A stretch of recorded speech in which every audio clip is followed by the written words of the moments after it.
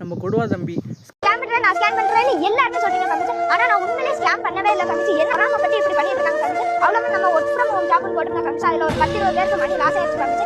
இப்போ யாரெல்லாம் மணி loss ஆயிருக்கீங்களா comment பண்ணுங்க தம்பி. உங்களுக்கு இன்னும் கொஞ்ச நாள்ல நான் உங்களோட அமௌண்ட்டை போட்டு விட்டுறேன் தம்பி. ஸ்கேம் பண்ணியிருக்காரு அப்படின்னு சொல்லிட்டு இந்த வீடியோவில் நிறைய பேர் எனக்கு வந்துட்டு நிறையா பேர் இன்ஸ்டாகிராமில் மெசேஜ் பண்ணி ஒரு வீடியோ போடுங்க ப்ரோ அப்படின்னு போட்டிருந்தீங்க. அதுக்கு வந்துட்டு நம்ம சேனலில் வந்துட்டு இந்த மாதிரி நம்மளுடைய வீடியோஸ் போட்டுட்ருக்கோம். நீங்கள் கேட்டிருக்கீங்க அப்படின்னு சொல்கிறதுக்காக நான் அந்த வீடியோ போடுறேன்.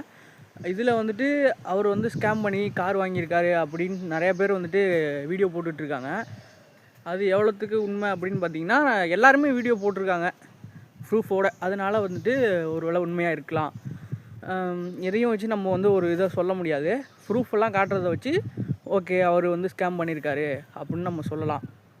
இதே எல்லா செலிப்ரிட்டியும் போய் அவர் அமௌண்ட் வாங்கியிருக்காரு அப்படின்னு சொல்லிட்டு நிறைய பேர் ப்ரூஃபோட வீடியோ போட்டுட்ருக்காங்க.